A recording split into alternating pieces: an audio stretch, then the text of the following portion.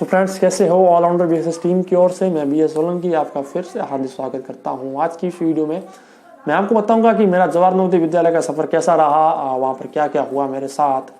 तो बात जो आती है वो बात आती है मैं जब पढ़ रहा था अपने गाँव में, यानी कि जहाँ पर अभी मैं रह रहा हूँ, पोखरण में। तो पोखरण में जब मैं 5वीं क्लास में पढ़ रहा था 2009 में, शायद 2009 में था, 2009 में पढ़ रहा था। तो अक्टूबर में शायद इसके फॉर्म आए थे जवाहर नवोदय विद्यालय के। तो मैंने अप्लाई किया था। मैंने अप्लाई नहीं किया था, मेरे स्कूल के जो प्रिंसिपल थे, हेडमास्टर साहब थे, उन्होंने मेरा फॉर्म खुद ही अप्लाई कर दिया कि नहीं भाई। तो सर ने फॉर्म भर दिया। मैंने कहा ठीक है सर, अगर आपने फॉर्म भर दिया तो मैं इसका एग्जाम दे दूंगा। हाँ, मैंने दे दिया एग्जाम। चलो, मैंने कहा सुबह सुबह उठा और नींद से उठा, मैंने कहा चलो यार जवाहर नवोदय विद्यालय का एग्जाम लेके आते। तो देने गया, एग्जाम लेकर आ गया। तो फिर उसका रिजल्ट जो है उसमें थोड़ा सा लगभग आ चुका था, लेकिन मेरा नहीं हुआ। कारण था कि मैं शहर का रहने वाला था और शहर के रहने वालों के लिए सीट का कोटा थोड़ा सा कम रहता है। मैंने कहा ठीक है चलो छोड़ देते हैं, अगर नहीं हुआ तो।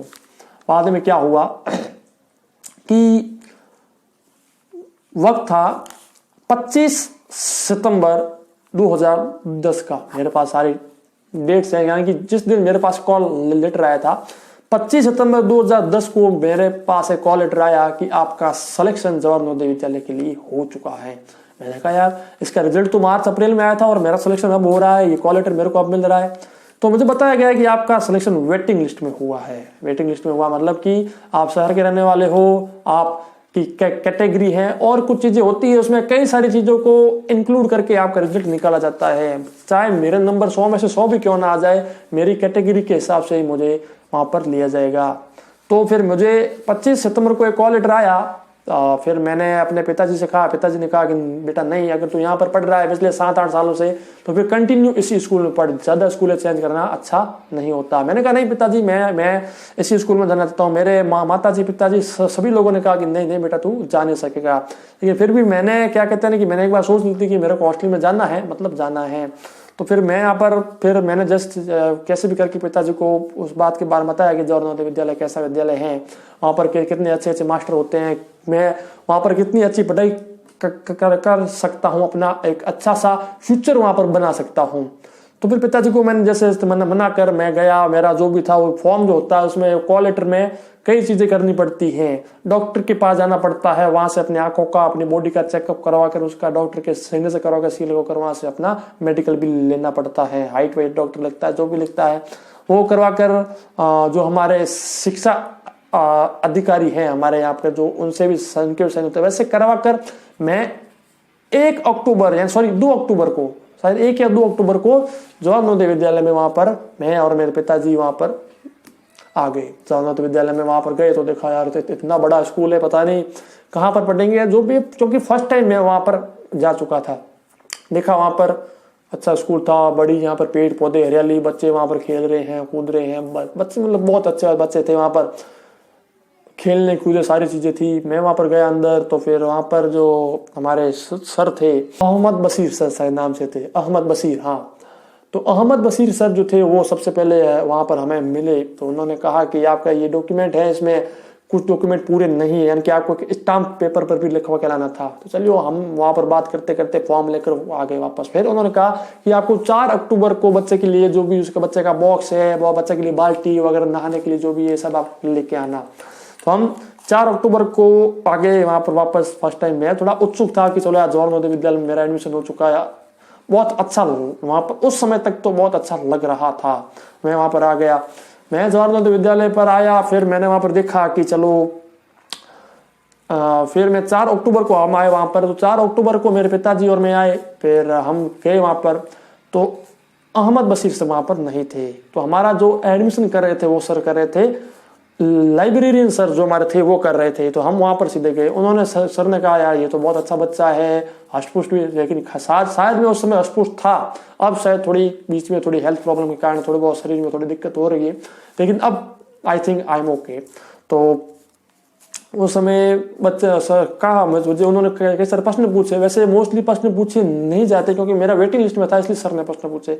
कुछ मैथ के क्वेश्चन दिए, मैंने सब सॉल्व कर दिए। तो वो सर ने सोचा यार तेरा वेटिंग लिस्ट में आया, मैं को सर क्या करूं, तो क्या क्या कैटेगरी के हिसाब से ही हुआ है। तो उन्होंने कहा कोई दिक्कत नहीं, अब तू अच्छे से पढ़। जब तक मैं वहाँ पर गया था तब तक अक्टूबर में वहाँ का अर्धवार्षिक परीक्षा जो होती है यानी कि समिटिव असेसमेंट 1 होता है वो पूरा हो चुका था। मेरे को उसके बाद क्या कोर्स पूरा करना था, तो मैंने वहाँ पर पढ़ने की कोशिश की और क्लास 6 में ही मैं वहाँ पर फर्स्ट रैंक पे आ गया। क्लास 6 में जो हमारा वार्षिक परीक्षा होती है, जो हमारा SA2 होता है, उसमें मेरी रैंक फर्स्ट रैंक पर थी। तब सब लोग कह रहे थे यार ये तो आया था बच्चा वेटिंग लिस्ट में और ये फर्स्ट रैंक पर आ रहा है। मैंने कहा चलो आ गया हूँगा।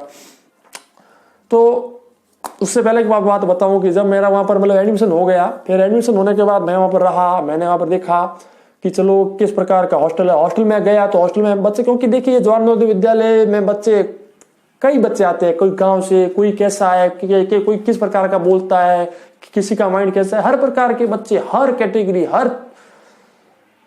के बच्चे हमें वहाँ पर मिलते हैं। कैटेगरी का मतलब कोई कैसा है, कोई अच्छा स्पोर्ट पर्सन है, कोई अच्छा क्या कहते हैं काम कर सकता है, कोई अच्छा डांस वगैरह व्हाटएवर, यानी हर कैटेगरी के बच्चे वहां पर हमें मिलते हैं। बहुत कुछ वहां पर मुझे सीखने को मिला। पहले दिन गया तो फिर मैं वहां पर खाना वाना होता है, वो सुबह खाना मिलता, सुबह हमें 7 बजे मिलता था नाश्ता, दोपहर को 1 बजे खाना और रात को 1 बजे फिर से रात को 7 बजे फिर से खाना मिलता। 7 से 8 बजे के आसपास हमें फिर से खाना मिलता था।